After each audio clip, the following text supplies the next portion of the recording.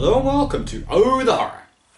I'm Fedora, and it's time to get serious. No more shitting around, because this is not your average review tonight, because this is a direct request from the distribution company behind the movie, Tri-Coast Worldwide. So tonight we have to give off a professional vibe. Perfect. So unpack your boxes and settle yourselves in, because tonight is the 2015 psychological horror, The Sublet. So, this movie starts at, oh, well, this is embarrassing.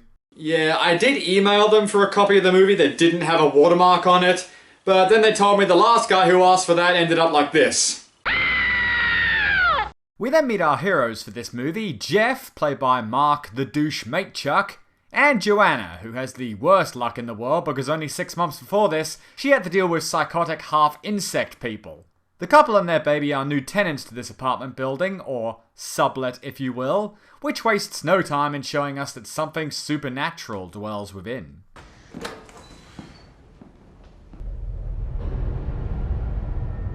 Couple with a baby, new apartment. I guess that was just Annabelle in the background. Did you hear that? What? It sounded like a rocking chair or something. I was kidding! Week 1, and we get the impression right away that Jeff here is a bit neglectful of his wife and son, spending almost all of his time at his acting job or script reading and leaving his family home alone. Which is bad news when a door that was previously locked when they arrived suddenly opens by itself. I'm totally gonna eat her soul when she walks in here. Fuck you, kid! Week 2 already? Well, with how quickly that first one went past, it's feeling a little choppy around here, like a movie script written in the form of somebody's diary entries. Anyway, Joanna is taking down all the previous owners' Passion 2 Electric Jugaloo merchandise, when another series of knocks and baby cries distracts her and allows the ghosts to set everything back to the way it was. Ah, so this is where the ghost housekeeper from Meridian Kiss of the Beast wound up. And speaking of which, there she is now! And from this angle, it kinda looks like she's sporting a massive Hagrid beard. Over the last few days, Joanna and her baby have occasionally started hanging out in the previously locked room, which seems to have been the old owner's nursery. And after a quick read of her diary, guess the acting method makes sense now, we learn that her rather lonely life is eerily similar to what Joanna is currently going through right now. Although I wonder if the old owner's husband was as ludicrously neglectful as this asshole. In fact, his dialogue for this scene just past pretty much went like this. Yeah, honey, I'm gonna be gone for 6 months due to work, and I bumped into my ex-girlfriend on the way home today, and she's gonna be joining us for dinner tonight. So be a dear and do another setting, okay? Holy crap, his ex-girlfriend is Jessica Jones? Jesus, I haven't been to a meal this awkward since my morning tea in Virginia last week. Hey guys, I just said the statue was blocking my view. Joanna starts coughing up blood in the bathroom and finds that apparently ex-girlfriend Alex put a fucking razor blade in her food. Which prompts Joanna into attack mode and she snaps her neck. Somewhere David Tennant is watching this with a now you know how it feels grin on his face. But it turns out it was all just a dream. The killing part, that is, not the rest. He's still a dickhead. And Joanna wakes up to find that the terrifying ghosts have done some more living room rearranging. We pushed the recliner closer to the window to give you a little more natural lighting while reading. Ooh. This, combined with the constant knocking, causes the first of many big arguments, and for Joanna to beg for them to find a new place to live. I don't feel at home here. Let's just pause that. Till we wait till we hear about the TV thing. It may be a tough sell though, because every scene in the show has some weird watermark message on it and we don't know why. Week 3. Ooh, this must be when the cameras catch Katie being dragged down the hall. And things seem to be worse than ever, with Joanna slowly going insane as her life seems to be replicating that of the previous owner more and more. And to make matters worse... Hi. You don't mind if we come in? Okay, I know this looks bad because of the watermark, but I promise they let me use the movie. Officers Sheldon Cooper and stretched out Willem Dafoe here show up to tell her that apparently she's a missing person.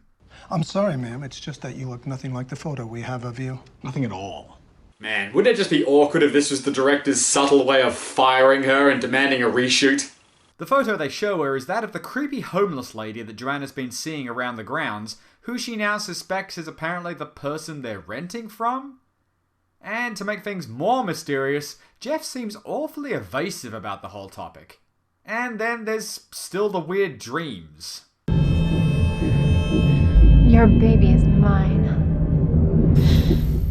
Your brother's soul is mine. By the time week 4 rolls around, even the editing team are starting to lose their minds. Poor Joanna. She's so far gone now she doesn't realise the Downton Abbey auditions are next door. Finally tired of a month's worth of knocking, surprised it took that long, Joanna decides to call the manager's office, which is apparently this payphone. So now Joanna answers it herself and I guess receives her own complaint. Get off your lazy ass and make them stop banging the wall! Yes, ma'am, right away. Bitch. What did you just say to me? But it didn't work, and now even Jack Torrance here is starting to hear it. Not only that, but Jeff seems to be going a little kooky himself. I mean, here's his reaction to hearing that the previous owner savagely murdered her husband in that locked room. So what? Jeff, someone was murdered here. She killed him in that room and then she killed herself. How does that affect us? Someone was slashed to pieces in your apartment, dickhead. How do you think that's going to affect you? Market value. You probably could be paying a lot less rent for that. Maybe I shouldn't have said anything, it seems. I've given Joanna some crazy money-saving ideas. No, she's now seeing the husband of the previous owner, who attempts to strangle her to death, but she manages to get the upper hand on him.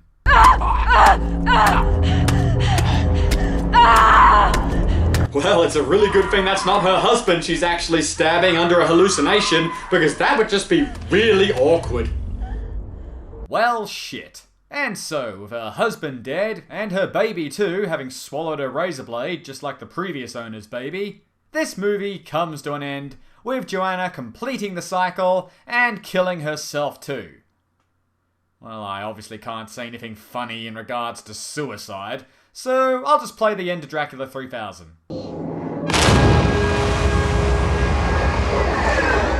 And that was the Sublet.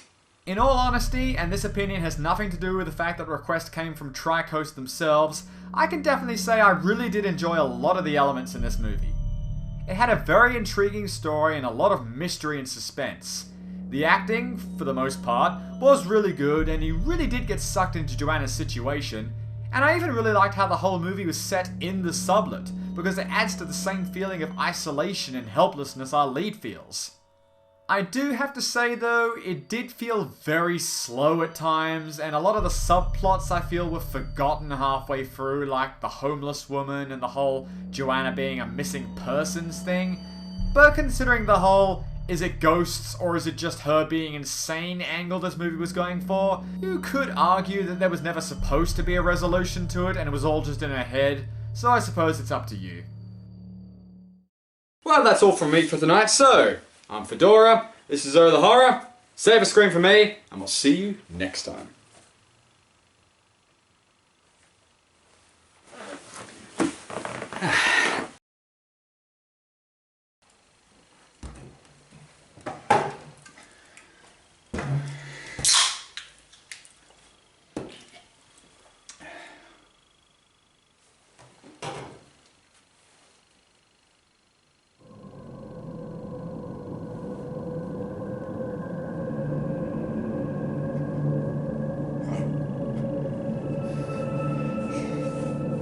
It's not real.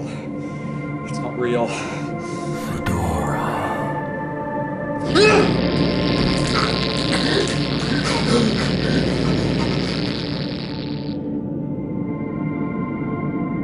Your time has run out, Fedora.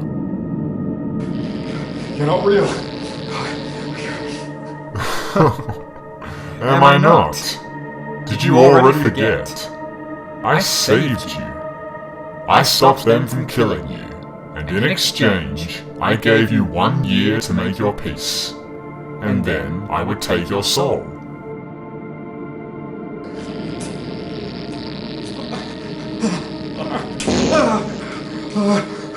What did you think? You could hide behind visual effects and denial, and I would forget about that? You tried to lie to them. You tried to lie to yourself. But in the end, a deal's a deal. And now, I'm here to collect. No! Wait!